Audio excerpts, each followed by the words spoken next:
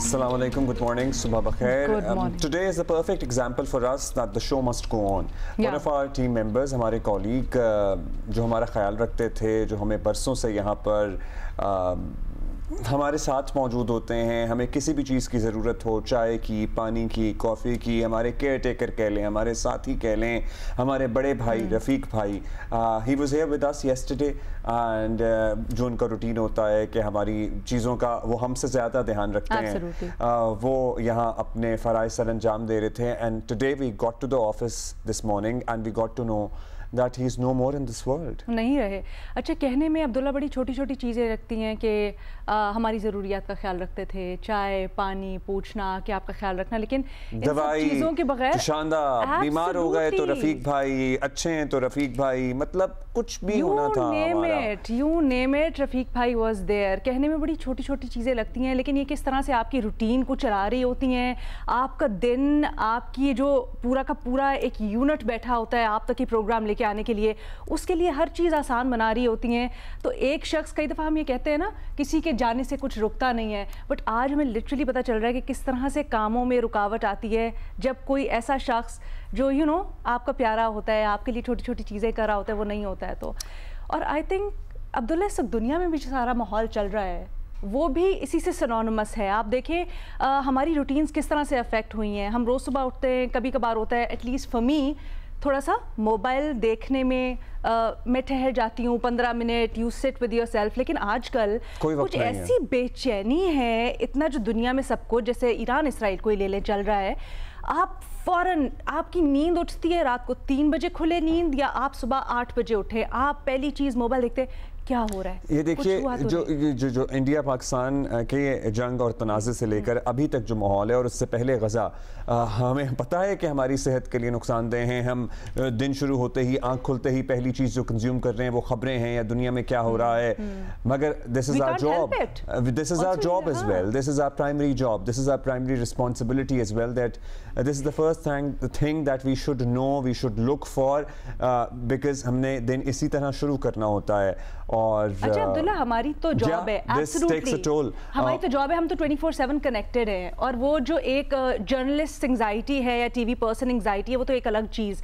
But मैं अपने इर्द गिर्द भी लोगों को नोटिस कर रही हूँ, दोस्त, अहबाब, घर वाले, उन सब का भी ऑलमोस्ट यही हाल है। आप लोग भी हमें बताइएगा, is it the same for you, कि क्या आप लोग भी अब बहुत ज़्यादा कई दफ़ा होता है गैर ज़रूरी तौर पे भी आप you're logged in to the news, आप देख रहे हैं सोशल मीडिया के ऊपर क्या हो रहा है, क्या नहीं हो रहा। Certainly taking a toll on everybody's mental health. जाहिर है एक जंग का माहौल है पूरी दुनिया में ही, और ऐसे में आज हमें खबर मिली कि मतलब लिटरली हमारे प्रिंटर की सेटिंग्स हों, हमारे पेपर्स हों, हमारे पेन हों, हमारी दीगर ऑफिस की ज़रूरियात हों, जो शख्स हमें सालों से वो फराहम कर रहा है, वो बिल्कुल ठीक ठाक चलता फिरता हमारे दरमियान से इस तरह यूँ उठ के चला गया दुनिया से। सो अल्लाह ताला उनके दर्जात बुलंद करे। और अभी हम आगे बढ़ेंगे, because the show has to go on. Iran और इसराइल के दरमियान जंग में मज़ीद शिद्दत आती दिखाई दे रही है।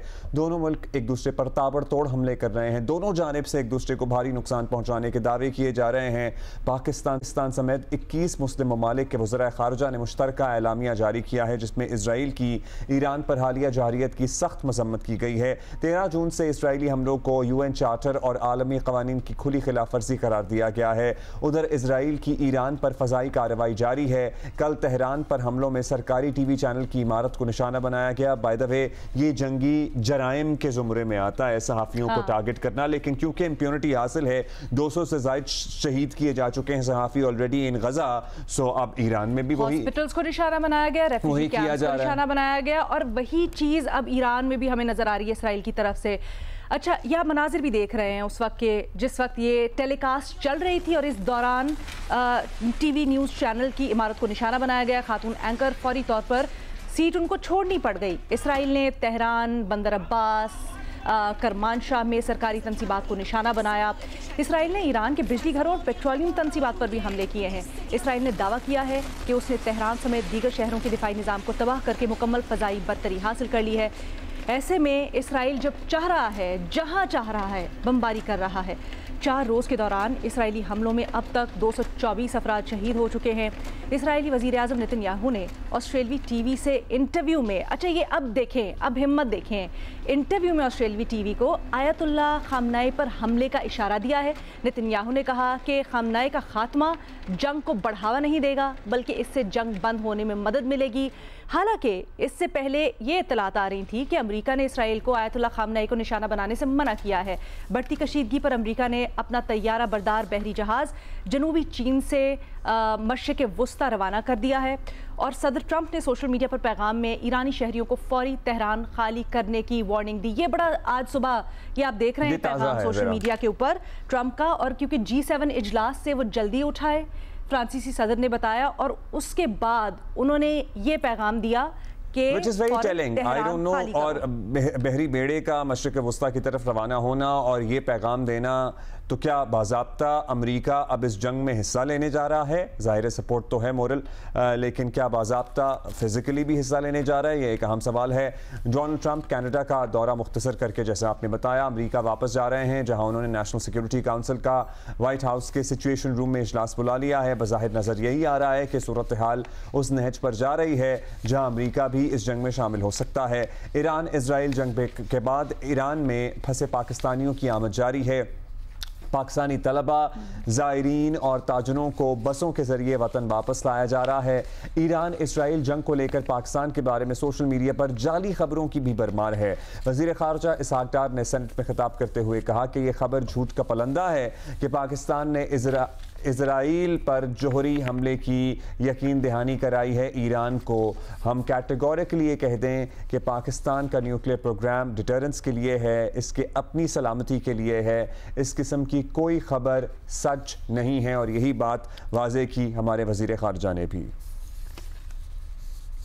ये एक लेटेस्ट इंट्रीग हुई है इसी सोशल मीडिया के हवाले से कि जी उनके ईरान के एक जनरल्स को कोट करके कि जी पाकिस्तान ने ये कहा है कि अगर इसराइल ने हमारे ऊपर न्यूक अटैक किया तो पाकिस्तान इसराइल के ऊपर न्यूक्लियर हमला कर देगा।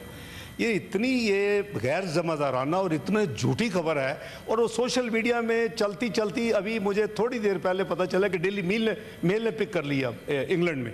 तो हमने कोई ऐसी स्टेटमेंट, हमारी तरफ से कोई ना स्टेटमेंट किसी ने दी है, इसको फैब्रिकेट किया गया है इसको। और मैंने आपको एक वो मिसाल दे दी है कि ट्रंप, कल प्रेसिडेंट ट्रंप की चल रही थी, और वो जब हमने 3 जगह से चेक करवाए तो वो AI जनरेटेड यानी वो फेक थी वो जो क्लिप था। ये कौम जो है ये अल्लाह के फजलो करम से जो मैली आंख इसकी तरफ देखेगी उसकी आंख निकाल देंगे, और ईंट का जवाब पत्थर से देंगे इंशाअल्लाह। और उसको हमने साबित किया है। 2-3 साल से इंडिया ने तमाशा लगाया हुआ था कि जी we have the hegemony, we have the supremacy over Pakistan, we are much above them, we are the net security provider to this region. वो सारे का सारा दफन हो गया अल्लाह के फजलो करम से 6 मई की रात से लेकर 10 मई की सुबह तक, जब इंडिया ने खुद अमेरिका को कहा कि हम तैयार हैं इसको बंद करने के लिए, अगर आप तैयार हैं। मुझे 8:15 बजे कॉल आई सेक्रेटरी रूबियो की, और अभी तक हालात मामूल पर आते दिखाई नहीं दे रहे, बल्कि ऐसा लग रहा है कि जैसे जैसे वक्त गुजर रहा है इसराइल ईरान जंग में मजीद शिद्दत आती जा रही है। और अब तो ऐसा लग रहा है कि अमेरिका भी बाज़ाब्ता इसमें शामिल हो जाएगा। अमेरिकी सदर के पैगाम के बाद ज़रा बहुत गंभीर सूरत हाल ऐसा लगता है कि पहले ही गंभीर है और हो सकती है। एजाज़ चौधरी साबिक सेक्रेटरी खारजा हमारे साथ मौजूद हैं। बहुत शुक्रिया एजाज़ साहब। एजाज़ साहब, पता है कन्फ्यूजन हो जाती है, कभी लगता है कि हाँ जी मुज़ाकरात की गुंजाइश मौजूद है, हो सकता है कोई राह निकल आए। अब अमरीकी सदर वापस आ रहे हैं अमरीका, तो जो इजलास बुलाया है उसमें शायद कोई मुज़ाकरात को लेकर पेशरफ्त हो जाए। ईरान ने भी कहा है कि अभी भी हम बात कर सकते हैं, लेकिन एट द सेम टाइम जब वो पैगाम देते हैं कि सब लोग तेहरान खाली कर दें, छोड़ के चले जाएं, उनका बहरी बेड़ा यहाँ मूव होना शुरू हो जाता है, तो क्या सिग्नलिंग आती है? अमेरिका जल्द या बदेर इस जंग का एक्चुअल हिस्सा होगा? जी बहुत शुक्रिया। मेरा ज़ाती ख्याल ये है कि अमेरिका डायरेक्टली इसका हिस्सा नहीं बनेगा, क्योंकि उसके अपने इतने ज़्यादा मफादात इस इलाके में हैं कि अगर उनके ऊपर भी निशाना हुआ तो वो उनके लिए शायद ठीक नहीं। वो इनडायरेक्टली सपोर्ट करते रहेंगे, इसमें कोई शक नहीं होना चाहिए किसी को कि अमेरिका मुकम्मल तौर पर सद दर सद उनके साथ, इसराइल के साथ खड़ा है, और वो पीछे से अपने सारे जो उनको मिलिट्री इक्विपमेंट चाहिए वो भी सप्लाई कर रहा है, और इंटरनेशनली भी एनवायरनमेंट उनके लिए बना रहा है। ताहम जिस तरह मैंने शायद पहले ही दिन, जिस दिन ये हुआ था, आपसे बात हुई थी, तो मैंने कहा था ये झगड़ा तूल पकड़ेगा। उसकी वजह ये है कि ईरान में मुझे उस वक्त रेजिलियंस नजर आ रही थी, बहुत सारे लोगों को नहीं आ रही थी, लेकिन ईरान ने साबित किया है कि वो करेंगे। और ये झगड़ा उस वक्त तक चलेगा जब तक कि एक फरीक जो है उसको नाकाबिले तलाफी नुकसान ना पहुंच जाए, और यही में है इस वक्त बैटल ऑफ नर्व्स है। अब इन्होंने ये सोचा है कि अगर हम ईरान के रहबर को खत्म कर दें तो शायद ईरान घुटने टेक दे, लेकिन इसका मतलब तो ये होगा कि ईरान कहेगा कि अच्छा जी हम भी आपकी फिर सियासी क़यादत को खत्म करते हैं। तो ये झगड़ा तो चलेगा, डिपेंड्स करता है कि ईरान के पास इस्तात है कि नहीं। मुझे तो लगता है कि है, यही कवायद, यही पता चल रहा है कि उनके पास है, तो जिसका मतलब यही चलेगा। अगर अमेरिका शामिल होता है तो फिर दायरा बहुत फैल सकता है, क्योंकि फिर तो इसका मतलब ये होगा कि फिर ये अरब ममालिक के जो अमरीकी अड्डे हैं उनमें भी चला जाएगा, वो उनका क्या रिएक्शन होगा। स्ट्रेट ऑफ हॉर्मुज़ बंद हो जाएगी तो तेल की कीमतें आसमान पे पहुंच जाएंगी, क्या चीन इन्वॉल्व हो जाएगा, क्या रूस इन्वॉल्व हो जाएगा, ये दायरा बहुत फैल सकता है। That can be a very very dangerous scenario. America मुझे Absolutely. नहीं, लेकिन फिर चौधरी साहब फिर आज सुबह ये खबर आना कि ट्रम्प G7 का इजलास आधा छोड़कर वापस अमेरिका आ रहे हैं, उसी दौरान उन्होंने ये पैगाम भेजा कि हमने कहा था डील कर लो, ईरान तुमने नहीं की, अब तेहरान खाली करने की वार्निंग। लेकिन दूसरी तरफ जो फ्रांसीसी सदर हैं उन्होंने अपने मीडिया से बात करते हुए ये कहा कि कोई डील हो रही है, बल्कि उन्होंने तो ऐसा सिग्नल दिया कि शायद हो चुकी है, और उन्होंने कहा कि सारे ममालिक जो हैं वो सीज़ फायर होने वाला है इनकी सालिसी में। ये दोनों चीज़ें साथ बैठ नहीं रही, आपको इस सब से क्या सिग्नल मिल रहा है?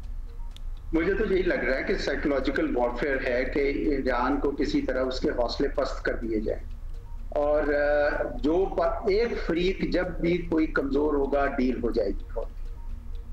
ये तो उसी वक्त होता, अगर तो ईरान ने इतना नुकसान पहुंचा दिया इसराइल का कि इसराइल ने अमेरिका को कहा कि जनाब आप डील करा दें, तो फिर तो ठीक है। अब बसूरत दीगर ये मामला चलता रहेगा। मेरा नहीं ख्याल कि ये पोस्चरिंग के अलावा कुछ है। मेरा नहीं ख्याल कि अमेरिका डायरेक्ट हमला करेगा, और अगर करेगा तो ये बहुत ही ज्यादा, मैं समझता हूँ कि हमाकत होगी, क्योंकि दायरा बहुत फैल जाएगा। और ये ईरान इतना बड़ा मुल्क है जी, इस तरह तो नहीं किसी एक मुल्क के ऊपर आजकल तो आप कब्जा तो नहीं कर सकते हैं, और ये सिर्फ और सिर्फ रजीम चेंज की कोशिश कर रहे हैं। सर रजीम चेंज की कोशिश तो कर ही रहे हैं, जाहिर है सबकी ख्वाहिश है, अमेरिका की, इजराइल की बरसों से ख्वाहिश है, किसी से ढकी छुपी भी नहीं है ख्वाहिश। इस मरतबा भी शायद आपको लगता है कि इजराइल को लग रहा था कि उनकी क़यादत, जिस तरह उन्होंने टॉप इनकी लीडरशिप अस्करी क़यादत को निशाना बनाया, या साइंसदानों को निशाना बनाया, या जहाँ सोसाइटीज़ ज़रा कंजर्वेटिव होती हैं वहाँ शायद उनकी मुखालफत भी होती है, मगर हमने देखा कि ईरानी मुत्तहिद हो गए, कोई बगावत, कोई मुजाहिरा, कोई सपोर्ट हुकूमत मुखालिफ एजेंडे को नहीं मिली। सो अब जो इजराइल का प्लान है, जिसका वो इशारा दे रहे हैं कि इनके रहबर को टारगेट किया जा सकता है, उससे भी शायद इनको रेजिम चेंज में मदद ना मिले, इनफैक्ट और रेजिलियंस पैदा हो शायद। बिल्कुल बिल्कुल, मेरा भी ये ख्याल है, क्योंकि वो तो एक उनकी मजलिस खुबरगान है, वो एक नया रहबर कर लेंगे, जिस तरह उन्होंने अपने आर्मी चीफ और इंटेलिजेंस चीफ और ये सब के सब ले कर दिए। ये मेरा नहीं ख्याल, मेरा ख्याल है ये साइकोलॉजिकल दबाव है, जितना वो डालने की कोशिश कर रहे हैं। नेचुरली वो कोशिश करेंगे कि इनके तमाम जो क़यादत भी है और एसेट्स भी हैं, वो तो जंग तो जारी है ना जी।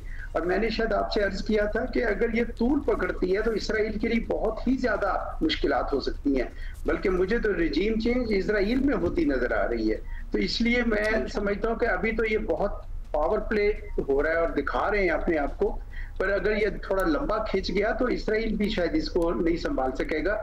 देखते हैं बाकी अरब ममालिक उसमें शामिल होते हैं कि नहीं। अभी तक तो यही लग रहा है कि वो नहीं शामिल होंगे उसमें, लेकिन ईरान बसाते खुद अगर उसके अंदर है, वो कहते तो हैं कि उनके पास काफी मिसाइल्स का जखीरा है। अगर ये बात सही है तो फिर तो ये जंग तूल पकड़ सकती है, और अगर वो नहीं है उनके पास तो फिर तो नेचुरली वो भी चाहेंगे कि चलें डील हो जाए और खत्म हो जाए।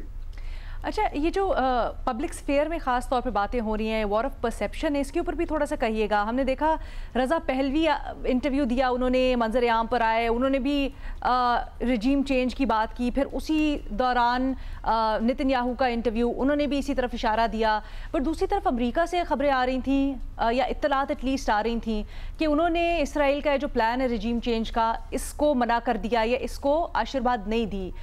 ये सब कुछ आप कैसे देख रहे हैं? इसका मकसद क्या है और अमेरिका नफी क्यों कर रहा है? यही यानी इनके हौसले पस्त करना है। देखिए, रज़ा पहलवी का तो कोई अब स्टेटस ही कुछ नहीं है। वो नेतन्याहू साहब के साथ अपनी बेगमात के साथ खड़े होके तस्वीर खिंचवा के वो क्या बयान दे रहे हैं, उनकी तरह कोई हमदर्दी नहीं कर सकता। कोई ईरानी भी शायद ना करे, वो कहेंगे यार देखो ये किस तरह के लोग हैं। तो इसलिए उनके पास इस वक्त कोई अपोजिशन मुझे ईरानियन गवर्नमेंट की कोई नजर नहीं आ रही इस तरीके से। कुछ स्पोरेडिक मैंने देखी हैं जो प्रोटेस्ट कर रहे हैं कुछ ईरानी इजराइलीज के साथ मिलकर, तो that's neither here nor there. उससे कम, बल्कि मैंने तो अभी तक जो सहाफी ईरान से बोल रहे थे वो यही कह रहे थे कि कौम उनकी ज्यादा मुत्तहिद होगी, और होता भी ऐसे ही है ना। आपको याद होगा कि जब हिंदुस्तान ने हम पे हमला किया था तो हमारे यहाँ भी बड़े फिशर्स थे उस वक्त पॉलिटिकली, लेकिन एकदम से सब इकट्ठे हो गए। तो कोई भी कौम जो है वो इकट्ठा हो जाएगी। तो मैं नहीं समझता कि ये रिजीम चेंज वाला एजेंडा जो है कामयाब होगा, बल्कि ये उल्टा इसराइल की तरफ मुझे लगता है ज्यादा कराएं कि उधर उनकी रिजीम चेंज हो। अच्छा एजाज साहब, ज़ाहिर first casualty in such situations is the truth, और पाकिस्तान को लेकर भी बहुत सारी खबरें आना शुरू हो गई जो बिल्कुल बेबुनियाद झूठ, फेक न्यूज़, मिस इन्फॉर्मेशन पे मबनी थी कि हमने ईरान को यकीन दहानी करा दी है कि अगर इजराइल ने उन पर न्यूक्लियर हमला किया तो हम कर देंगे। एक तो हम कैटेगोरिकली यहाँ वजाहत कर दें कि ये खबर झूठ है, this is fake news, Pakistan has never said such a thing, this is not even a consideration, this would never be, और हमारे वज़ीर ख़ारिजा भी ये कन्फर्म कर चुके हैं। सो इनके पीछे आपको क्या प्लान लगता है? ज़ाहिर और बहुत सारी फेक न्यूज़ हमारे हमसाया मुल्क से भी ओरिजिनेट होती हैं। जी बिल्कुल, मैं अभी बिल्कुल यही देख रहा था कि इवन ये जो खबर ओरिजिनेट हुई थी सुप्रीम लीडर ईरान के, उसके बारे में वो भी एक एनडीटीवी से और एक टाइम्स ऑफ इंडिया से, और फिर वो डेली मेल ने ले ली। जी वहां से ले। तो अभी अच्छी बात है कि हमारे वजीर खारजा ने दो टोक तौर पर कह दिए। एक और भी बात हो रही थी कि जी पाकिस्तान के मिसाइल वहां पहुंचा दिए गए हैं, या पाकिस्तान ने को अपना सप्लाई किया, या पाकिस्तान इजराइल पे डायरेक्ट अटैक कर रहा है, कोई ऐसा नहीं है। पाकिस्तान जो है वो उसका जो पूरा प्रोग्राम है हमारा, वो अपने सेल्फ डिफेंस के लिए, हम ऑफेंसिव पोस्चर्स में नहीं जाते हैं। अभी भी जो 7 मई से 10 मई तक हुआ वो हमारा तो डिफेंसिव पोस्चर रहा थ्रू आउट। तो इस वजह से मेरा नहीं ख्याल, और ये अच्छा हो गया वज़ीर ख़ारिजा ने बिल्कुल दो टोक, मुझे बिल्कुल उनकी मैंने स्टेटमेंट सुनी, आपने भी यहाँ टेलीकास्ट की। तो पाकिस्तान जो है वो अपना जरूर दिफा करता है, लेकिन कभी ऑफेंसिव पोस्चर्स में नहीं जाता। जब जरूरत पड़े तो फिर हमारी पॉलिसी क्विड प्रो को प्लस है, यानी जिसका मतलब कि अगर आप हम पे 1 यूनिट अटैक करेंगे तो हम शायद आपको 1.5 यूनिट जवाब देंगे। तो ये पाकिस्तान की पॉलिसी है, इसको धकेलना नहीं चाहिए। लेकिन पाकिस्तान की हमदर्दियां मुकम्मल तौर पर ईरान के साथ है, और आपने देखा ईरान की पार्लियामेंट में बड़ा पाकिस्तान के लिए इजहार तशक्कुर किया गया। उसका वैसे ज्यादा वजह तो ये थी कि वो पाकिस्तान ने जिस तरह सिक्योरिटी काउंसिल में उठाया है ना ईरान का, इस तरह तो ईरान का शायद अपना मंदूब भी ना उठा सकता। इतना ज्यादा उन्होंने अच्छे तरीके से बड़े मुदल्लल अंदाज में हमारे मुस्तकिल मंदूब ने, आसिम इफ्तिखार साहब बहुत लाइक फाइट ऑफिसर है, तो ये भी उसकी वजह बनी थी, जिसकी वजह से तो सॉलिडेरिटी ईरान के साथ है। मेरा ख्याल है अरब मुल्कों की भी अब सॉलिडेरिटी उनके साथ है। और आपने देखा कि लेबनान में और कहीं बहुत जगह खुशियां भी मनाई जा रही हैं कि finally Israel is getting a taste of its own medicine. तो ये पाकिस्तान की पोजीशन कम से कम बहुत वाज़ेह हो गई है, सोशल मीडिया के डिसइंफॉर्मेशन से उस पर फर्क नहीं पड़ रहा। ठीक है, शुक्रिया sir, thank you for your time. So ये सूरत हाल है। अभी हम ब्रेक लेंगे, ब्रेक के बाद कुछ इस बारे में भी कुछ और बात हमने करनी है, दीगर खबरें भी हमारे पास, सब शामिल करेंगे आफ्टर अ ब्रेक। और जो पाकिस्तानी फंसे हुए हैं वहाँ पे उनको कैसे वापस लाया जा रहा है वो भी अपडेट देंगे आपको आफ्टर ब्रेक। जी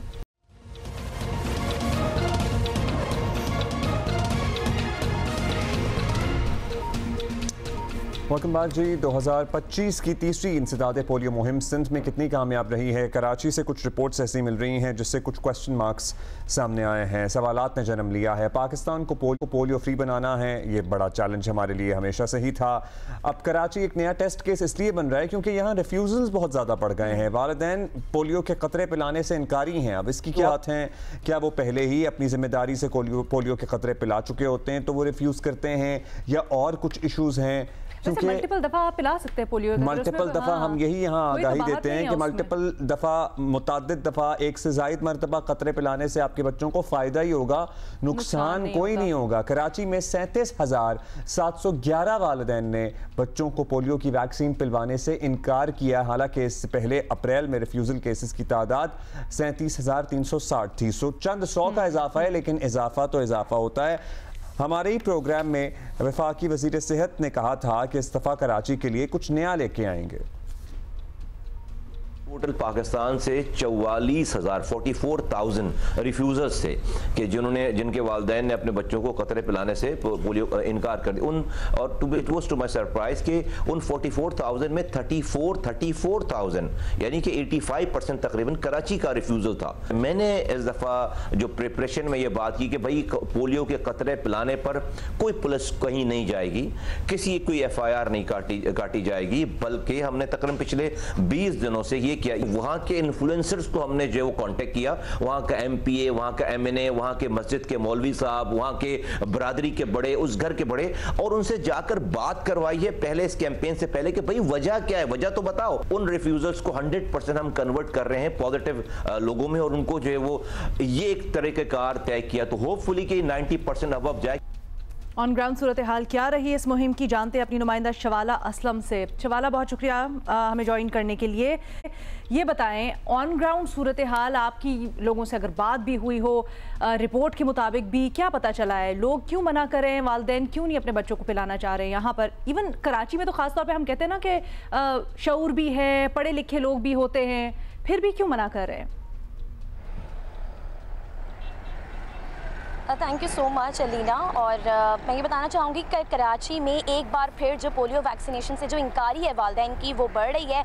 रिफ्यूज़ल केसेस की तादाद भी बढ़ गई है। अगर सिर्फ कराची से हम बात करें तो 37,711 जो वालिदैन हैं उन्होंने अपने बच्चों को पोलियो वैक्सीनेशन पिलाने से इनकार किया है। और अगर डिस्ट्रिक्ट वाइज बात करें तो सबसे ज़्यादा जो रिफ्यूज़ल केसेस की तादाद है वो डिस्ट्रिक्ट ईस्ट में देखी जा रही है, जिसमें वो 9,400 से ज़ायद जो रिफ्यूज़ल केसेस हैं वो हैं। जबकि अगर हम मई की जो अभी ये कैंपेन हुई है उसी की हम ये बात कर रहे हैं, और उसमें जो टारगेट था वो ये रखा गया था कि पूरे कराची से 20 लाख से ज़ायद जो बच्चे हैं उनको टारगेट किया जाएगा, पोलियो वैक्सीनेशन पिलाई जाएगी। बैक टू बैक कैंपेन्स होने के बावजूद भी जो रिफ्यूज़ल केसेस हैं वो हमें सामने देखने को मिल रहे हैं। अच्छा, इसमें तो एक चीज़ ये है कि पहले हम सब का यही कॉन्सेप्ट होता था कि जो स्लम एरियाज़ है वहाँ पर हमें हो सकता है कि थोड़ी बहुत रुकावट हो पोलियो वैक्सीनेशन से, लेकिन अब वो पोश एरियाज़ भी जहाँ पर मोस्ट एजुकेटेड लोग रहते हैं, पढ़े लिखे लोग रहते हैं, वहाँ पर भी हमें ये सारी चीज़ें फेस करनी पड़ रही हैं।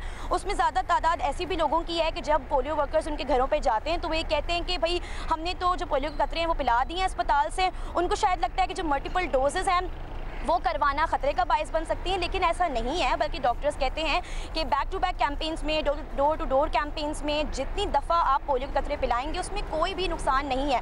लोगों के काफ़ी मिथ्स हैं कि इसमें कोई तिबी नुकसानात हो सकते हैं, बाद में आगे चलकर इनफर्टिलिटी के कुछ इशूज़ हो सकते हैं, तो ये सारी दीज आर ऑल मिथ्स और इसमें कोई भी सदाकत नहीं है।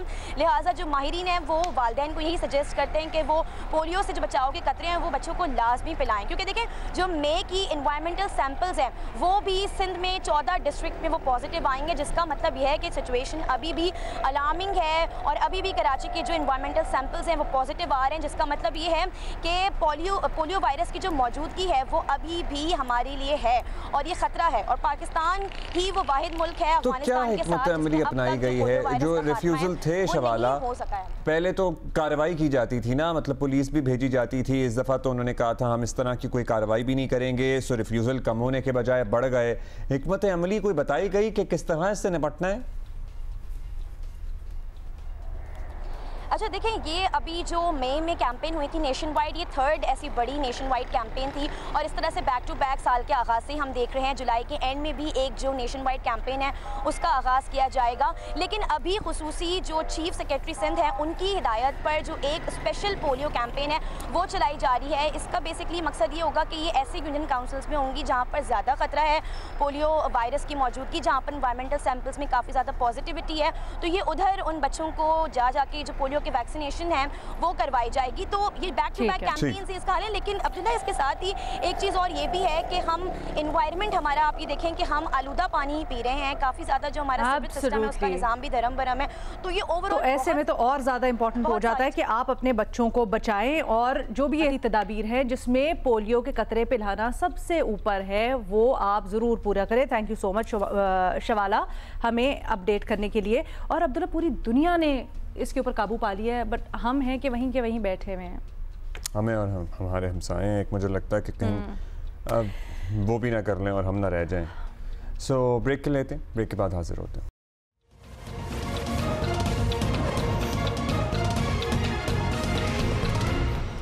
वेलकम बैक जी। FPR की कारकर्दगी पे बात करेंगे। इस पे बहस तो हमेशा से ही होती रही है। इदारे ने रवां साल मुकर्ररा हदफ से 206 अरब रुपए कम टैक्स जमा किया। तमाम तर हुकूमती दावों के बावजूद ज़्यादातर घेरा उन्हीं लोगों के गिरद तंग होता है जो ऑलरेडी टैक्स नेट में होते हैं। इसमें इजाफे का क्या प्लान है ये नहीं पता। दुकानदारों, ताजरों, होलसेलर्स वगैरह को टैक्स नेट में लाने के लिए FPR ने अब तक क्या मौसर हिकमत अमली बनाई है, नहीं बनाई है, ये भी हम जानने की कोशिश करेंगे। ज़मीनी हक़ाइक़ क्या हैं। FPR अफसरान की किस्मत का सितारा हमेशा उरूज पर रहता है, वैसे कहा जाता है।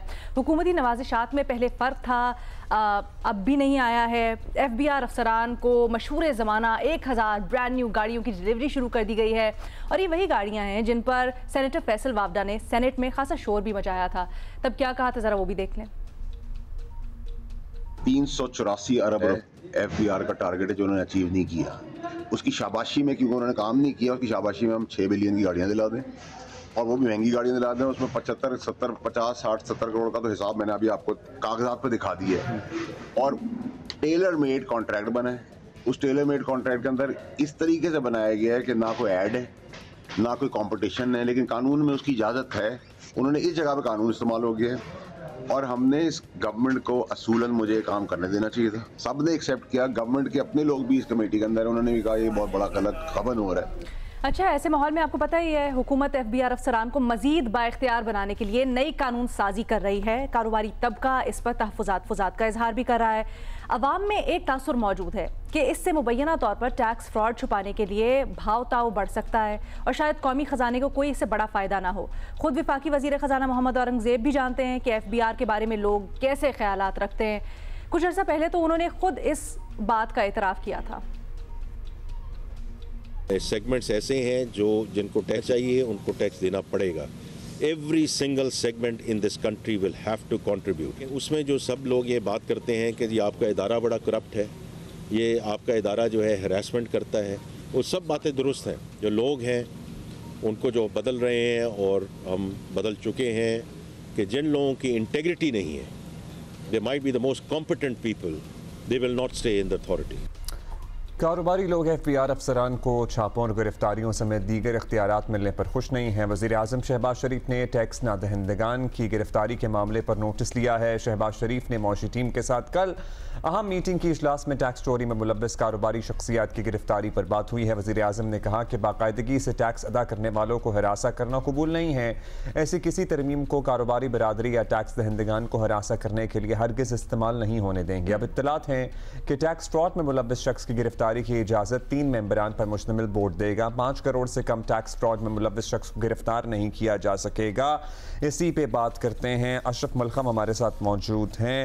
अशरफ साहब, प्लीज़ बताइएगा, एक तो जो लोग ऑलरेडी टैक्स नेट में होते हैं उन्हें किसी ना किसी तौर पे नोटिस आ जाता है। इवन जिन लोगों के एट सोर्स टैक्स कटने होते हैं और समहाउ नहीं कट पा रहे होते हैं तो उन लोगों को इंडिविजुअली तंग किया जा रहा होता है।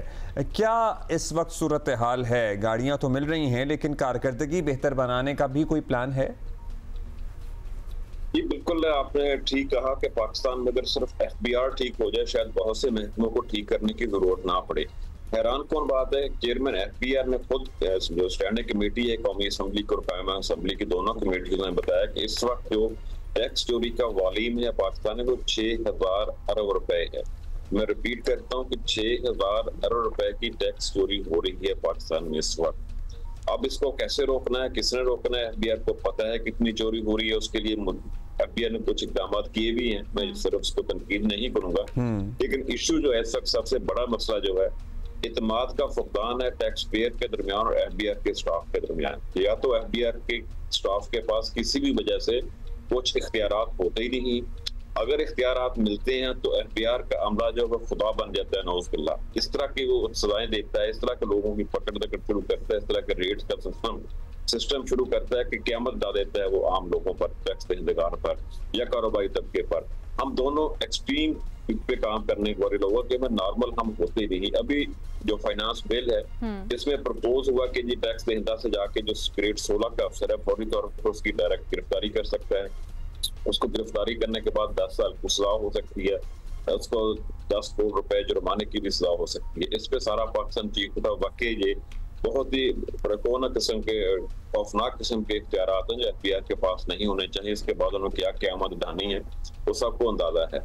तो दूसरा चीज है कि टेक्नोलॉजी के इस्तेमाल जिस पे बहुत शोर हो रहा है, टेक्नोलॉजी का इस्तेमाल हमको करना चाहिए। जब हमारे पास टेक्नोलॉजी है, तमाम इंफॉर्मेशन है, फिर हमें इन इख्तियारात की जरूरत क्यों पड़ती। दूसरी जो अहम चीज है, सबसे FBR चेयरमैन ने खुद कहा है पाकिस्तान की 95% आबादी की इनकम इतनी नहीं है। उन्होंने बड़ी डिटेल दी, अच्छी डिटेल दी कमेटी में कि 95% आबादी की इनकम इतनी नहीं है कि उनसे टैक्स लिया जा सके या उनसे पूछा भी जा सके, वो गुर्बत की जिंदगी गुजारते हैं। लिहाजा इसके लिए 5% बचते हैं जो इस वक्त टैक्स दे रहे हैं, उनसे ही हमने टैक्स लेना था। उन्होंने इस चीज को भी रद्द किया कि बहुत शोर होता है कि पाकिस्तान में टैक्स नेट को ब्रॉडन करने की जरूरत है। उनके बकौल पाकिस्तान को टैक्स नेट को ब्रॉडन करने की जरूरत करते नहीं है। पाकिस्तान में जो टैक्स नेट है उसको डीप करने की जरूरत है, यानी कि जो 5% टैक्स दे रहे हैं वो भी टैक्स पूरा नहीं दे रहे, वो चोरी कर रहे हैं। एक वजह तो होगी पाकिस्तान में जो दौलत की तकसीम है वो इतनी गैर मुसावी है कि 95% आबादी आपकी टैक्स देने के काबिल ही नहीं। जो दौलत जमा हो रही है 5% के पास हो रही है। दूसरा एक नई चीज सामने आई, पाकिस्तान में सिर्फ 12 लोग ऐसे हैं जिन्होंने ऑफिशियली डिक्लेयर किया कि उनकी इनकम पूरे 10 अरब रुपए से ज्यादा है। अब कराची की कोई स्ट्रीट देख लें, इस्लामाबाद की मार्गला। अच्छा, अब अशरफ यही दिलचस्प बात है, एक तरफ तो हमारे पास आदाद-ओ-शुमार भी हैं, FBR खुद इन चीज़ों का इतराफ़ करता है, दूसरी तरफ ये बताएं कि ये जो अभी इकदाम हुआ था कि इनको नई गाड़ियां दी गई हैं, इसके ऊपर भी दो राय पाई जा रही है। कुछ लोग कहते हैं अपनी फ़राइज़ की अंजामदही में बड़ा इंपॉर्टेंट है, इनको होना चाहिए था, ऐसे इक्विप करना चाहिए था। दूसरी तरफ ये कहा जा रहा है कि भाई ये तो देखें आप किस तरह से ख़जाने के ऊपर आप वो कर रहे हैं, बोझ डाल रहे हैं। तो इन दोनों में से कौन सी बात सही है आपके ख्याल में, किस में ज़्यादा वजन है? आपने कहा ना कि पाकिस्तान में कुछ भी चीज नॉर्मल नहीं होती, जो नजर आ रही होती है वो होती नहीं। इनफैक्ट जो गाड़ियों की सप्लाई का इशू था, अगर सही पूछें FBR को बिल्कुल गाड़ियों की जरूरत है, उनको गाड़ियां देनी चाहिए, लेकिन इतनी ज्यादा बड़ी तादाद में गाड़ियां उनको नहीं देनी चाहिए। सब मानते हैं कि रेट 17 से ऊपर नॉन कस्टम पेड गाड़ियां जो इस्तेमाल करता है FBR का पूरा स्टाफ, उनके पास ऑलरेडी होती हैं, लेकिन उनका कोई रिकॉर्ड नहीं होता।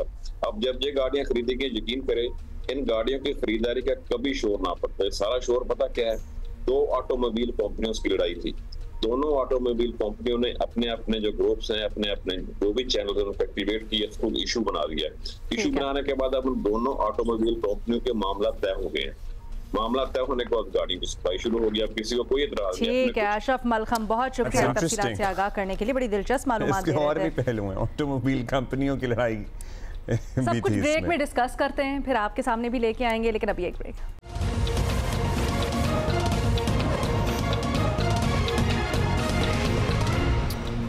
वेलकम बैक जी। और भारत को जंगी महाज में धूल चटाने के बाद पाकिस्तान ने अपनी बेहतरीन हिकमत अमली के साथ सफारती महाज पर भी भारत को बुरी तरह शिकस्त दी है। पाकिस्तान के खिलाफ जहरियत के बाद से अब तक भारत को मुकम्मल तौर पर आलमी सफारती तन्हाई का सामना रहा है। भारतीय अपोजिशन, मीडिया, सियासी दिफाई तज्जियाकार भी एतराफ़ कर रहे हैं कि पाक भारत हालिया तनाज़े में इसराइल के सिवा किसी और मुल्क ने भारत का साथ ही नहीं दिया। पाकिस्तान ने जंग के बाद भी भारत के झूठे और मनफी प्रोपेगेंडे से दुनिया को बाखबर रखा। वज़ीर आज़म शहबाज शरीफ शरीफ ने जंग के बाद चेयरमैन पीपल्स पार्टी बिलावल भुट्टो जरदारी की क़यादत में 9 रुकनी खुसूसी सिफारती वफ्द तश्कील दिया, जिसने दुनिया भर में बहुत मौसर अंदाज में पाकिस्तान का मुकदमा लड़ा है और हर फोरम पर भारतीय झूठ को बेनकाब किया है। क्या क्या कामयाबियां हासिल की हैं ये हम आपको बताते ही रहे हैं। बहुत सारे इंटरनेशनल इंटरव्यूज़ भी हुए हैं, इसमें भी पाकिस्तान का मौक़िफ़ जिस तरह दुनिया के सामने आया है, इट इज़ अनप्रेसिडेंटेड। इस पे हम बात करेंगे। और इसी मिशन की एक रुकन सेनेटर शेरी रहमान साहिबा हमारे साथ मौजूद है। बहुत शुक्रिया शेरी साहिबा। एंड ऑफ कोर्स हम बात कर रहे थे ना कि पाक भारत लड़ाई के अंदर किस तरह से इसराइल ने उनका साथ दिया। It goes the other way as well. अब जब ईरान इसराइल महाज छिड़ाए तो हम भारत की तरफ से भी देख रहे हैं कि एक फेक न्यूज़ का बाजार गर्म है, वो इसराइल की बड़ी सपोर्ट में और आगे चल रहे हैं। तो इसी से स्टार्ट करते हैं। शेरी साहिबा, ये बताइएगा कि ये जो महाज खुला है, आप इसको कहाँ जाते हुए देख रही हैं? और अब जब ट्रंप ने खास तौर पर कल G7 अधूरा छोड़कर आए, फिर ये कहा, पैगाम दिया कि तेहरान खाली करो, ये सब मामला कहाँ जा रहा है, इसको कैसे रीड करें? जी शुक्रिया दोनों आप लोगों का। मैं रात ही को वापस आई हूँ और आपसे ये ज़रूर कहूँगी कि पाकिस्तान का मुकदमा जो है, जैसे आपने नोट किया, बड़े मुअस्सर तरीके से चेयरमैन बिलावल और उनके वक्त ने वहाँ उसका पॉइंट ऑफ व्यू दिया है। और जिस तरह पहले ऐसा कभी नहीं हुआ, मैं समझती हूँ कि 15 दिन किसी वक्त में इतनी टारगेटेड और फोकस डिप्लोमेसी रखी है जारी। इसकी फॉलो अप बहुत ज़रूरी है। और हम निकल रहे थे, कम अज़ कम मैं और चेयरमैन बिलावल वहाँ से निकल रहे थे, तो इसमें ये ईरान का ये पूरा तनाज़ा शुरू हो गया था। इजराइल ने जो हमला किया था, यही जाहिर है इसमें बहुत सारी पैरेलल्स नज़र भी आते हैं, क्योंकि दोनों अनप्रोवोक्ड अटैक थे। पाकिस्तान पर भी उन्होंने बगैर किसी प्रोवोकेशन के अटैक किया था हिंदुस्तान ने। और ये बात बावर करने की बार बार थी, क्योंकि जब तक हम गए नहीं थे तो बहुत से ममालिक के क़यादत यही इस सोच में थी, उनको जो टॉकिंग पॉइंट्स दिए जाते हैं कि जी ये दोनों का मामला है, दोनों मतलब it's both have done this, both की इक्विवेलेंस की बात नहीं है। और यहाँ भी जी ऐसा है कि देखिए ईरान न्यूक्लियर एक नॉन NPT का जो नॉन प्रोलिफरेशन ट्रीटी है उसका मेंबर है, उसको साइन कर चुका है। और वो एक लंबे डायलॉग में थे जी अमेरिकी एडमिनिस्ट्रेशन के साथ इसके हवाले से।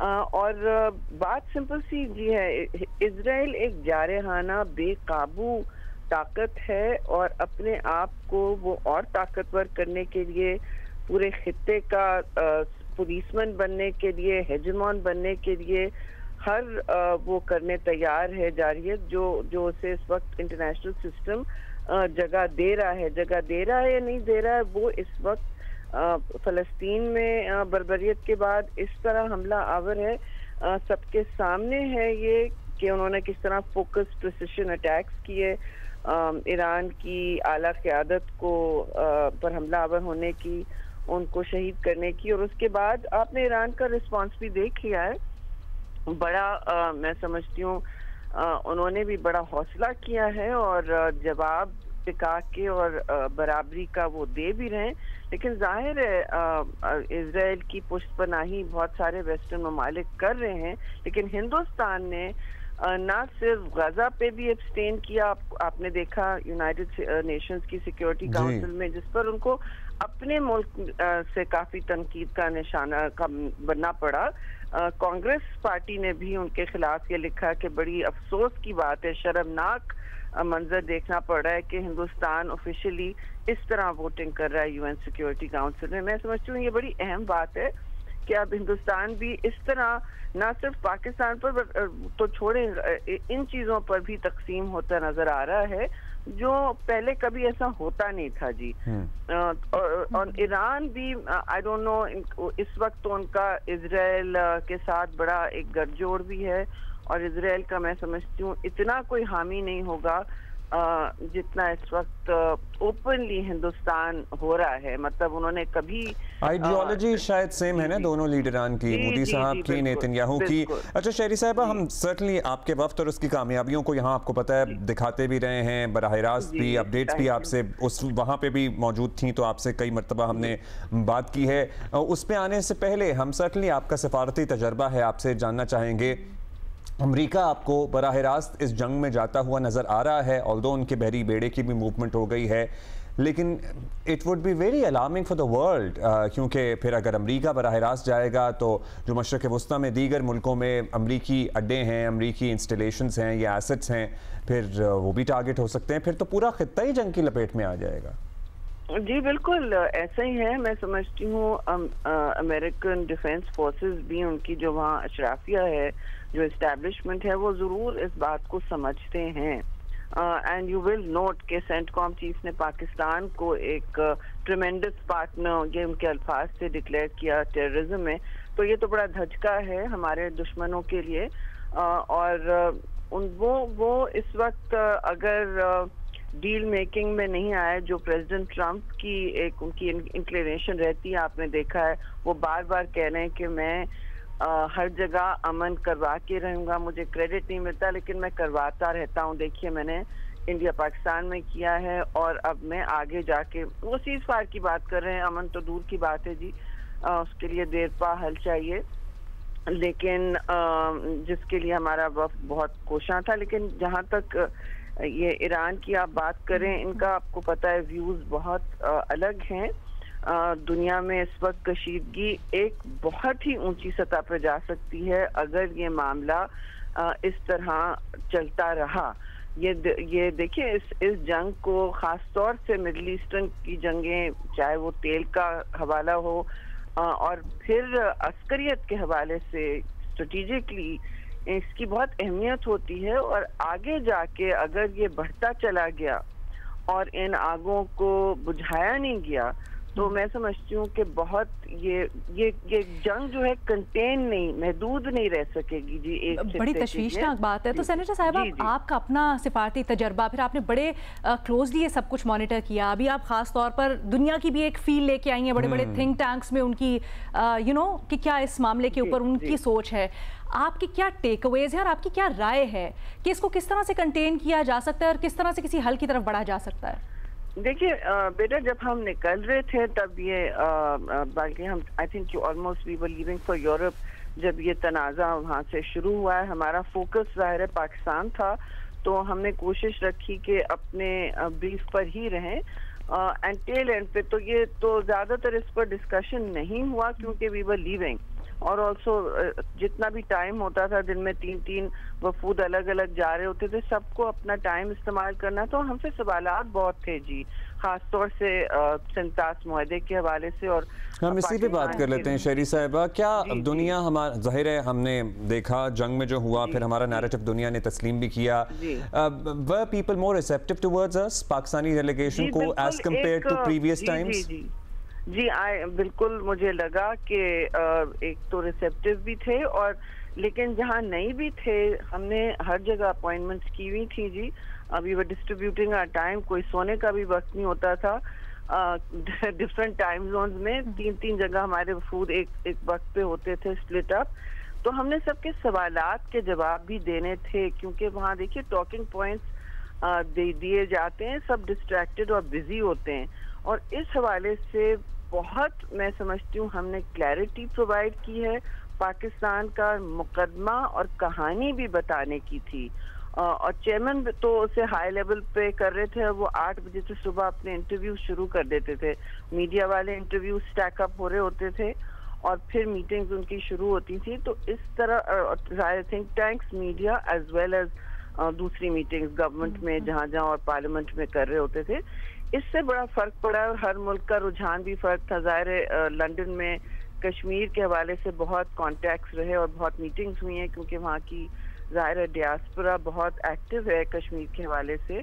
तो हर जगह सवाल बहुत उठे हैं, और जो भी अभाम था डिसीजन मेकर्स के जहन में या इन्फ्लुएंशियल लोगों के जहन में, वो हमने क्लियर किया कि बराबरी की एक तो ये जंग नहीं थी जी, मतलब ये हमने नहीं, ये हर जगह ये था बोथ साइड, ये बोथ साइडिज्म नहीं होने दिया हमने।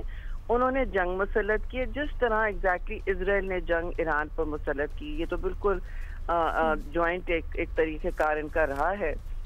तो हमने कहा कि देखिए हम तो 2 न्यूक्लियर स्टेट्स हैं, लेकिन हमारी हर जगह मैच्योरिटी और रिस्ट्रेंट स्ट्रेटेजिक तहम्मुल के साथ बिहेवियर रहा है, और उसके एग्जाम्पल्स दिए। फिर सिंतास मुआहदे पर बहुत सवाल हुए कि तशवीश भी थी कि अच्छा ये आप लोगों की ट्रीटी को यकतरफा तौर पर मुअत्तल करने की कोशिश जो है ये हम इस पर तशवीशनाक हैं, इस पे हमें इन्फॉर्म्ड रखिएगा और आगे जाके क्या होता है, ये सारी बातें हुई। और दहशतगर्दी पर ज़ाहिर सवाल हर जगह हुए हैं। अच्छा शहरी साहबा, जब आप लोग जा रहे थे और दरमियान में भी एक बड़ा टॉपिक ऑफ कॉन्वर्सेशन रहा कि दोनों मुल्क बैठें और कुछ मुज़ाकरात की मेज़ पर आएँ, चाहे वो कहीं से भी आगाज़ हो, किसी भी एजेंडा के ऊपर, उस सिलसिले में क्या आपको तजावीज़ मिली या फिर वहाँ पर आपने क्या मुद्दा सामने रखा?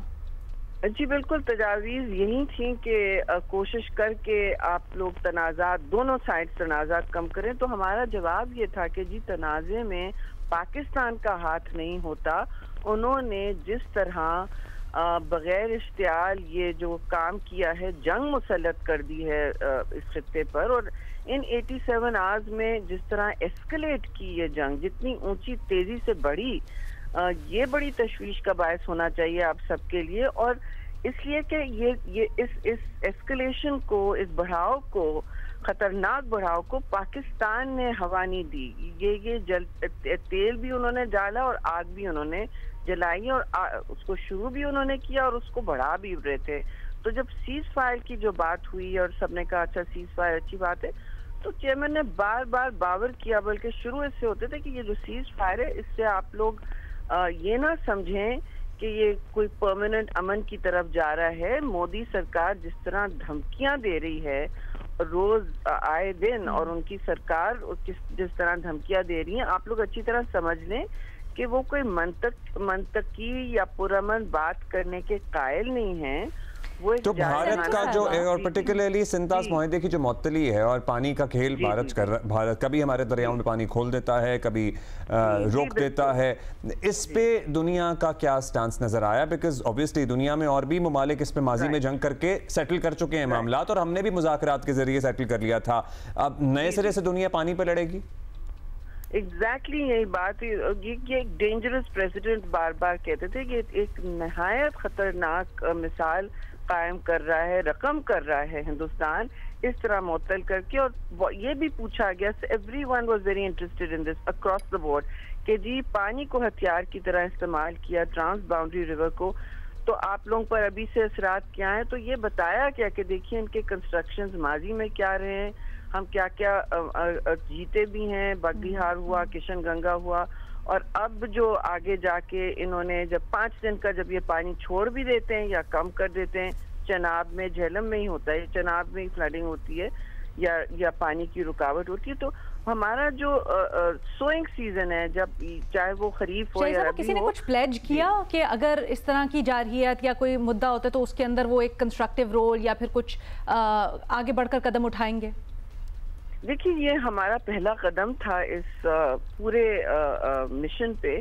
तो प्लेजेस तो इस वक्त इतना तो ये है जी कि सबने कहा कि देखिए हम बिल्कुल नहीं चाहते, खासतौर से अमेरिका से लेके यूरोपियन यूनियन का तो क्लाइमेट और वाटर के हवाले से बहुत गहरी नजर होती है जी।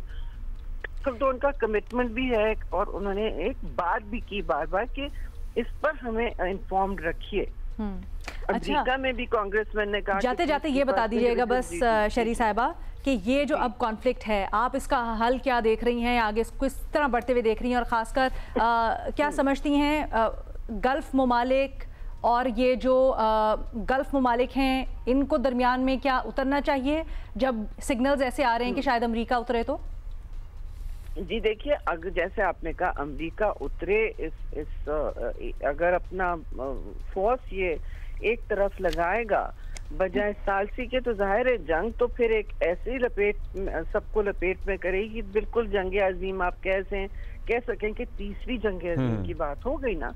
लेकिन अगर अमेरिका सालिस बनेगा और बीच में कोशिश करेगा अमन की, जो वो कर सकता है, जाहिर है जी नेतन्याहू अगर किसी की सुनेगा तो उनकी सुनेगा। वो आर्मी दुनिया को कुछ नहीं समझते, यूनाइटेड नेशंस को ठुकराते हैं बार बार।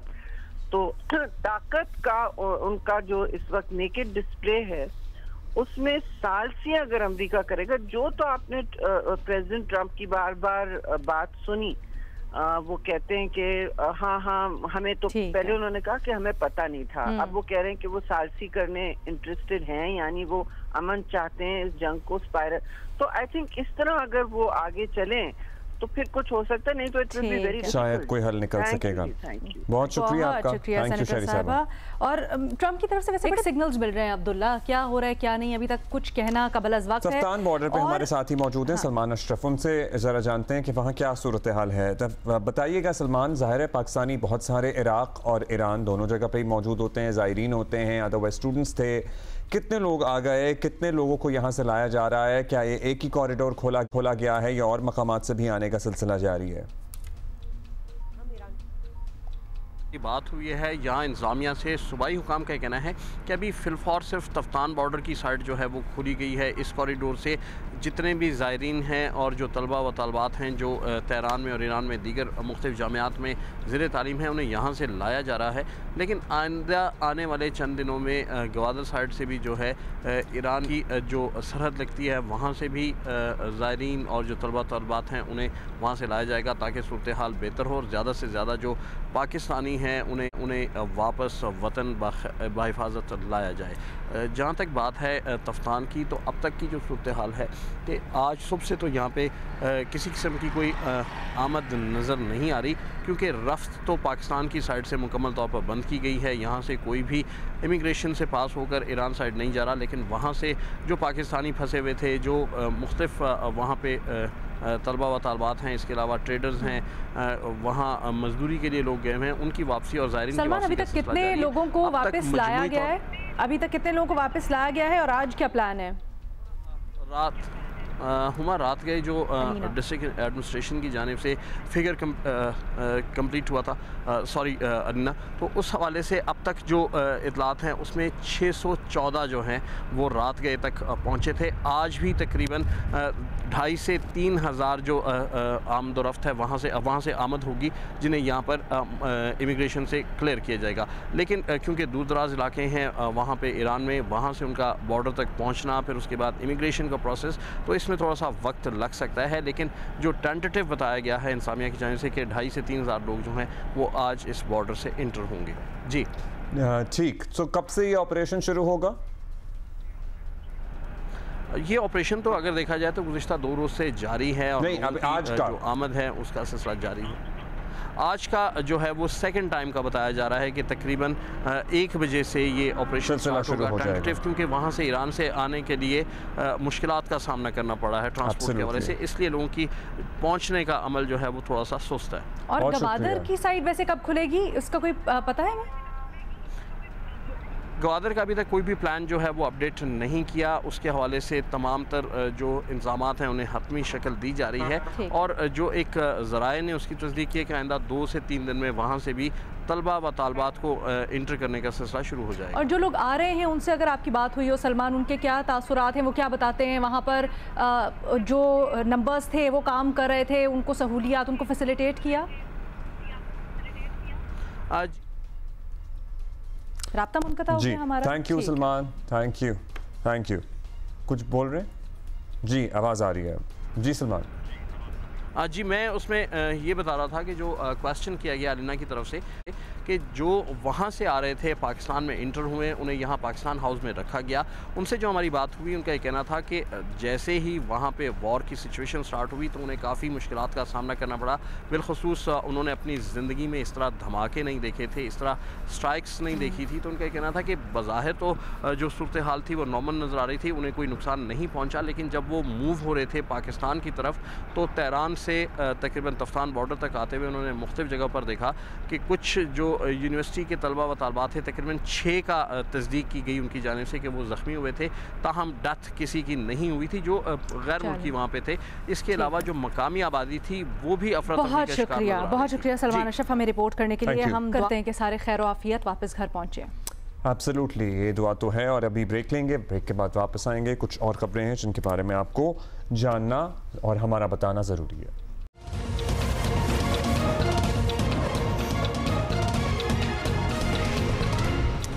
वेलकम बैक जी। और मेहमान हमारे अपने द लेजेंडरी, अब तो हम इन्हें कहते हैं, सदर हैं पाकिस्तान आर्ट्स काउंसिल के अहमद शाह साहब हमारे साथ मौजूद हैं। और जब ये आते हैं कुछ ना कुछ नया लेकर आते हैं, कोई ना कोई बड़ी अनाउंसमेंट होती है और माशाल्लाह इनका काम भी बहुत बड़ा है जिसका पूरा मुल्क मोतरफ है, पूरी दुनिया मोतरफ है, क्योंकि वर्ल्ड कल्चर फेस्टिवल की सूरत में जो इन्होंने पाकिस्तान में मिसाल हम कहते हैं कायम की है, वैसी दूसरी कोई दुनिया में और मिलती नहीं है। अच्छा, शायरी हो, अदब हो, लिटरेचर हो, थिएटर हो, एक के बाद एक फेस्टिवल के बाद आर्ट्स काउंसिल ऑफ पाकिस्तान अब कराची वालों के लिए बल्कि दुनिया के लिए कुछ नया ला रहा है।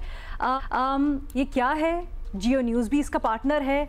ये है जी मिली नगमों का एक मुकाबला जिसका उन्वान है या नाम है सदाए वतन, हर आवाज़ में पाकिस्तान। सब कुछ पूछते हैं क्या है, क्या होगा शाह साहब से।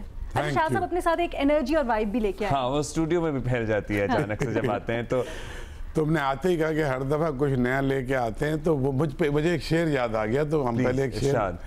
अब ये झोंके मेरी पहचान तलब करते हैं, जब यहाँ आया था मैं ताज़ा हवा लाया था। वाह वाह। असल में बात यह है कि इतनी सफोकेशन है, ऐसी सिचुएशन है, दुनिया जंगों का शिकार है, हम तो अमन के सफ़ीर भी हैं और हम चूँकि क्रिएटिव लोग हैं तो हम हमारे बहादुर जवानों की तरह मोर्चों पे लड़ना हमारा काम नहीं है। ये कैमरा तुम्हारा मोर्चा है अब्दुल्ला, और जिस तरह से तुम लोगों ने भी इस जंग में इतनी रिस्पॉन्सिबिलिटी से जिस तरह से लीड किया है मीडिया को, बगैर लोगों को गुमराह किए, और बाद में वो प्रूव हुआ कि कितना रिस्पॉन्सिबल हमारा मीडिया है। इसी तरह से चूँकि मैं इस मुल्क का क्रिएटिव आर्ट का सबसे बड़ा अदारा हूँ, तो मैं हर चीज़ से मुतासिर भी होता हूँ, उसका हिस्सा भी होता हूँ और उससे अपना रास्ता निकालने की कोशिश करता हूँ कि how can we contribute in this. So हमारा जो शुरू से एक पर्पज़ है वो ये कि सारे पाकिस्तान को हम इकट्ठा करें। हमने इस तरह की कॉन्फ्रेंसेस की जिसमें सिंधी, पंजाबी, बलोच, पश्तो, उर्दू सबको मिला के उर्दू कॉन्फ्रेंस में, डिफरेंट फेस्टिवल्स में हमने एक प्लेटफॉर्म क्रिएट करने की कोशिश की जो फेडरेशन के तमाम तरह से सोचने वाले, एक दूसरे से इख्तलाफ रखने वाले लोगों के लिए एक प्लेटफॉर्म तो होना चाहिए। और इसी तरह से जब मैं अमेरिका गया तो बहुत पॉलिटिकल तकसीम थी और लोगों ने मुझसे झगड़ा किया, ये वो, आप समझ सकते हैं मैं क्या कह रहा हूँ। और फिर मैंने उनको बात समझाई कि ना मैं मिस्टर एक्स के लिए काम करता हूँ, ना मैं मिस्टर वाई के लिए काम करता हूँ, ना मिस्टर जेड के लिए, ना mister A B C D Z की पार्टी के लिए काम करता हूँ। I am and you are working for our country, for our flag. So इस एक पॉइंट पे वहाँ जितने भी लोग 6 पार्टियों के बैठे हुए तो एक दूसरे के खून के प्यासे, उन्होंने ये, and they are supporting me even for this world culture festival, they are supporting me. जो गालियां दे रहे थे पाकिस्तान को, मैंने उन्हें कहा कि पाकिस्तान बेचारे ने क्या उठ के आके तुम्हारे खिलाफ कुछ किया या मोहम्मद अली जिन्ना ने कुछ तुम्हारे खिलाफ किया? अगर कोई पॉलिटिकल लीडर्स की जो भी पॉलिसीज हैं वो हमारे मुल्क को इम्पैक्ट नहीं करनी चाहिए। सो हम ये जो सदाए वतन है इससे तो लग ही रहा है। असल में 65 में इतना बड़ा एक क्रिएटिव काम हुआ, रिकॉर्डिंग भी नहीं थी। उसी स्टूडियो में मलका तरन्नुम, नूरजहां, ख्वाजा खुर्शीद अनवर, मेहदी हसन, सारे शायर, अदीब, म्यूजिक डायरेक्टर बैठे होते थे। उसी वक्त बाजे पे कंपोज होता था, उसी वक्त लिखा जाता था और कैसे कैसे गाने बने जो आज तक जज्बा जगाते हैं। उसके बाद आज तक उस लेवल का एक भी, हमने करोड़ों अरबों रुपए खर्च किए, मुल्की अदारों ने भी नगमे बनाने पे, कोई एक भी नगमा निगारे वतन तू सलामत रहे या जाग उठाए सारा वतन, है पुत्र हटाते नहीं बिकते, हर गाना कल्ट बन गया है। सो मैं ये चाहता हूँ कि एक तो ये तरीका होता है हम डब्बे में बांध करते हैं कि साहिर अली बग्गा को बुलाया तू ये गाना बना। मैंने शफकत अमानत अली खान से गाना बनवाया, ये नगमा बनवाया, बहुत अच्छा है, अभी इसमें बज रहा है। मैं चाहता हूं कि जो सबसे टैलेंटेड, और अब दुनिया इतनी आगे निकल गई है, मेरे पास तो आपको पता है म्यूजिक एकेडमी है, सैकड़ों तो मेरे पास टैलेंटेड बच्चे हैं।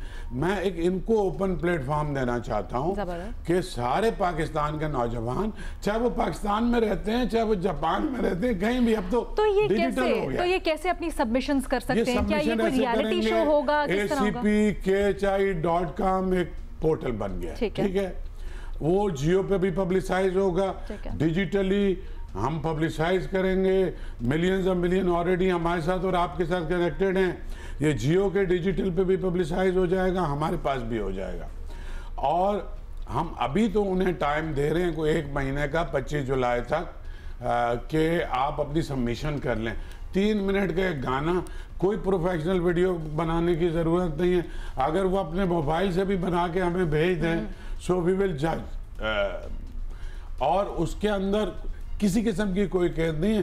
कौमी नगमा, मिली नगमा, पाकिस्तान की किसी चीज़ पे, किसी मामले पे हो, चाहे वो मिली नगमा हो, चाहे हमारी अफवाज के हवाले से हो, चाहे वो पाकिस्तान का जो कायद-ए-आज़म मोहम्मद अली जिन्ना का एक ख्वाब था, वो जैसे देखना चाहते थे वैसा हो, चाहे आज के ज़माने में पाकिस्तान को जो तरक्की करनी चाहिए थी, अपनी क्रिएटिव थॉट्स को उतार देना। मैं बदकिस्मती से कल फिलिपाइन के एम्बेसडर आए हुए थे, तो नेशनल डे में था।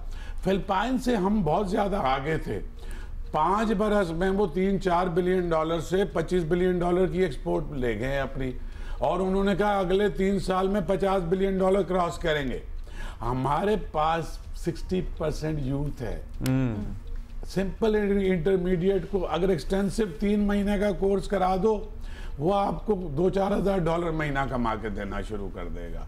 हमारी प्रायोरिटीज पे भी कोई बनाए, मुझे कोई मसला नहीं है। तालीम पे बनाए, सेहत पे बनाए, और तो फिर क्या उसमें से सिलेक्ट करेंगे आप? एक्सट्रीमिज्म के खिलाफ शऊर पे बनाए। बिल्कुल, इसीलिए मैं ओपन कॉल दे रहा हूँ, क्योंकि मैं तो रोज इनसे सीखता हूँ।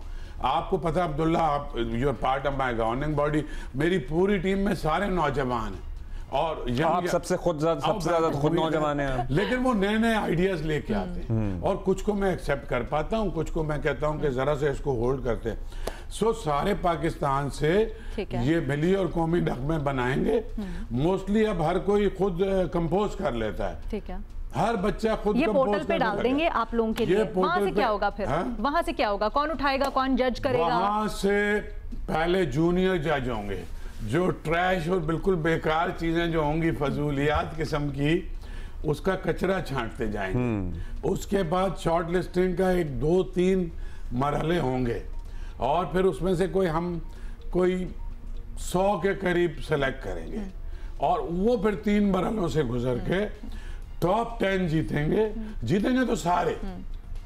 क्रिएटिविटी सारी खूबसूरत होती है ना, सारे के सारे जो इसका पार्ट बनेंगे, वो नगमे भी किसी पोर्टल पे जाएंगे। बस ये होगा कि उनका एक, मैंने आगे का ये मंसूबा यहाँ खत्म नहीं होगा, मैंने आगे का ये सोच रखा है कि जिनको सपोर्ट की जरूरत है, so already spoke to Alhamra, PNCA, Faisalabad में बहुत कमाल की आवाज़ें हैं, वहाँ आर्ट्स काउंसिल से बात की हुई है, कोयटा कर लिए। मैं इस सब मेरा पार्ट हैं, पाकिस्तान की सारी आर्ट्स काउंसिल्स और जो कल्चर के अदारे। देन मैं वहाँ पे स्टूडियोज हैं, उन स्टूडियोज में उनको रिकॉर्ड करवा देंगे, उनकी फाइन ट्यूनिंग भी करेंगे, उनको गाइड भी करेंगे और रिकॉर्ड भी करेंगे। तो मैं ये सदा वीडियो वगैरह भी बनाएंगे। वीडियो टॉप 10 की तो पहले मरहले में बनाएंगे। देखिए मेरा काम है सबसे पहले आवाज लगाना आगे। अब मैं देखता हूँ मेरे पीछे कितने लोग आते हैं। इससे पहले तो ऐसा हुआ है कि जब भी मैं निकला हूँ ना तो मेरे साथ लोग, अब मैं I am seeking the sponsorship as well. ये प्योरली हम आर्ट्स काउंसिल अपने पैसे खर्च कर रहे हैं और जियो अपने पैसे, जाहिर है इतना टाइम दे रहा है।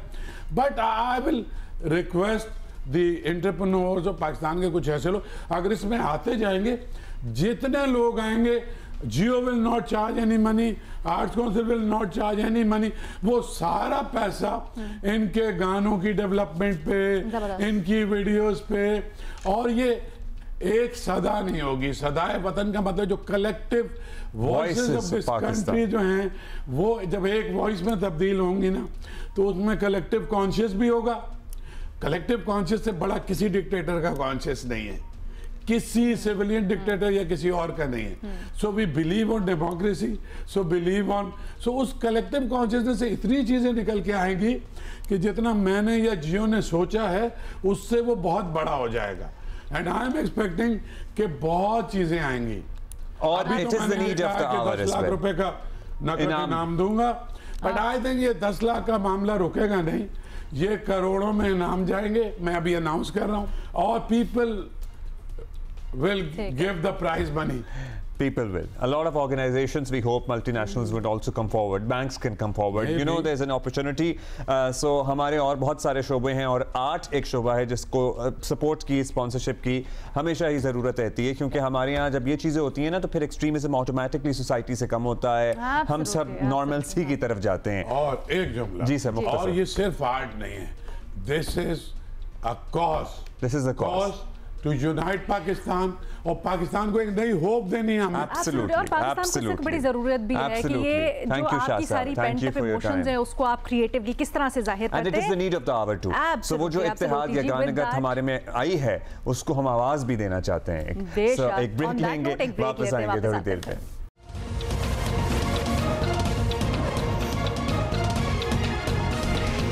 वेलकम बैक जी। कौमी क्रिकेटर्स का NCA skills development camp Lahore में शुरू हो गया है। साबिक कप्तान बाबर आजम, मोहम्मद रिजवान समेत दीगर कई नए खिलाड़ी भी हैं जो अपनी सलाहियतों को बेहतर बनाने के लिए मशक़ें कर रहे हैं। सुहेल इमरान इस बिता, सुहेल भाई बताइएगा, तमाम प्लेयर्स को इल्म है कि उन्होंने किस फॉर्मेट के लिए प्रैक्टिस करनी है या अभी तक सब अपनी अपनी इंडिविजुअल ट्रेनिंग कर रहे हैं?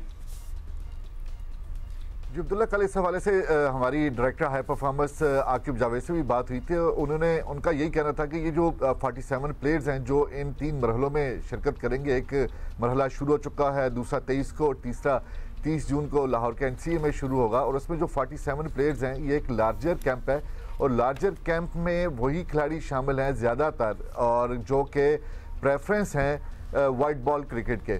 जब उनसे पूछा गया कि रेड बॉल क्रिकेट के आप कब कैंप लगाएंगे तो उनका कहना था कि अभी हमारी टेस्ट सीरीज़ खासी दूर है, तो उसका स्पेशलाइज्ड जो रेड बॉल का कैंप है जिसमें टेस्ट क्रिकेटर्स होंगे जो टेस्ट की तैयारी कर सकेंगे वो अलग से होगा।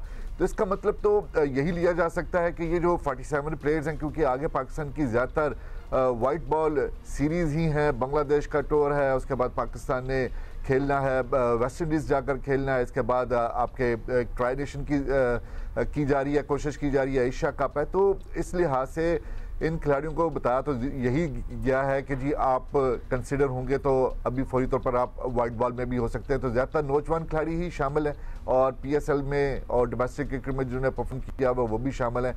ख़ास तौर पर अगर रिजवान और बाबर आजम की बात की जाए तो इस हवाले से भी क्वेश्चन उनसे हुए तो उनका यही कहना था कि किसी के लिए भी इस गेम के जो हैं वो दरवाजे बंद नहीं किए गए, सब के लिए ओपन है, लेकिन शर्त सिर्फ यही है कि परफॉर्म करना होगा और परफॉर्म चाहे वो बाबर आजम हो या कोई और भी क्रिकेटर हो तो वो परफॉर्म करेगा तो किसी भी फॉर्मेट का वो हिस्सा बन सकता है। तो इसलिए हम बिल्कुल ये नहीं कह सकते कि ये जो 47 खिलाड़ी हैं ये सिर्फ और सिर्फ वाइट बॉल में ही कंसीडर किए जाएंगे या जिसके बाद जो रेड बॉल का एक कैंप स्पेशलाइज लगाया जाएगा तो अगर उसके जो खिलाड़ी हैं वो वाइट बॉल में कंसीडर नहीं किए जाएंगे।